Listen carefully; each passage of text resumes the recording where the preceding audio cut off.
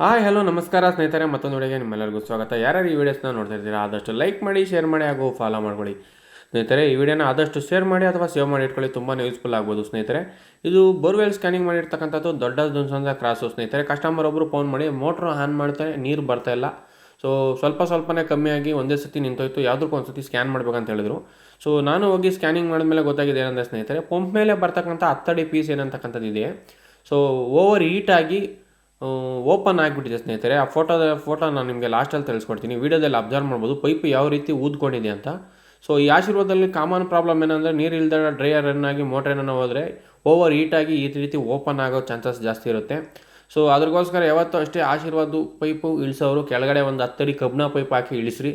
ಎಲ್ಲ ಬೋರ್ವೆಲ್ಲಲ್ಲೂ ಈ ರೀತಿ ಸಮಸ್ಯೆ ಆಗೋದಿಲ್ಲ ಸ್ನೇಹಿತರೆ, ಕಡಿಮೆ ನೀರಿರೋ ಬೋರ್ವೆಲ್ಲಿ ಮಾತ್ರ ಈ ರೀತಿ ಸಮಸ್ಯೆಗಳಂತಕ್ಕಂಥದ್ದು ಬರುತ್ತೆ.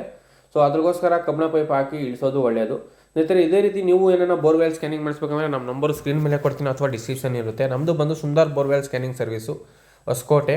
ಸೊ ನಾವು ಬ್ಯಾಂಗ್ಳೂರು ಸಿಟಿ ಎಲ್ಲ ಸೈಡು ಸಹ ನಮ್ಮ ಬೋರ್ವೆಲ್ ಸ್ಕ್ಯಾನಿಂಗ್ ಸರ್ವಿಸ್ ಅಂತಕ್ಕಂಥದ್ದು ಇದೆ. ಸೊ ನೀರೆಲ್ಲ ಒಳಗಡೆನೇ ಹೋಗ್ತಾ ಇರೋ ಕಾರಣದಿಂದ ಸೊ ನೀರು ಯಾವುದೇ ಕಾರಣಕ್ಕೂ ಮೇಲೆ ಬರೋದಿಲ್ಲ.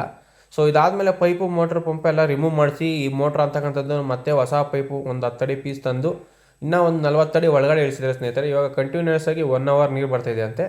ಸೊ ಕಸ್ಟಮರು ಫೋನ್ ಮಾಡಿ ಹೇಳಿದ್ರು 1 ಅವರ್ ಕಂಟಿನ್ಯೂಸ್ ಆಗಿ ಬರ್ತಾಯಿದೆ ಸರ್, ಏನು ತೊಂದರೆ ಇಲ್ಲ, ಓಡ್ತಾಯಿದೆ ಅಂದರು.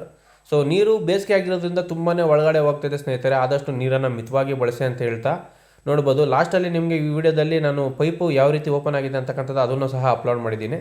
ಮೋಟ್ರಿಂದ ಕೆಳಗಡೆವರೆಗೂ ಸಹ ನಾವು ಕ್ಯಾಮ್ರಾ ಅಂತಕ್ಕಂಥದ್ದನ್ನ ಸ್ಕ್ಯಾನಿಂಗ್ ಮಾಡ್ಕೊಡ್ತೀರಾ ಅಂತ ಹೇಳ್ತಾ, ಇದೇ ರೀತಿ ವೀಡಿಯೋಸ್ಗಾಗಿ ನನ್ನ ಅಕೌಂಟ್ನ ಫಾಲೋ ಮಾಡ್ಕೊಳ್ಳಿ. ಮುಂದಿನ ವಿಡಿಯೋದಲ್ಲಿ ಸಿಗೋವರೆಗೂ ಧನ್ಯವಾದ. ಶುಭ ದಿನ.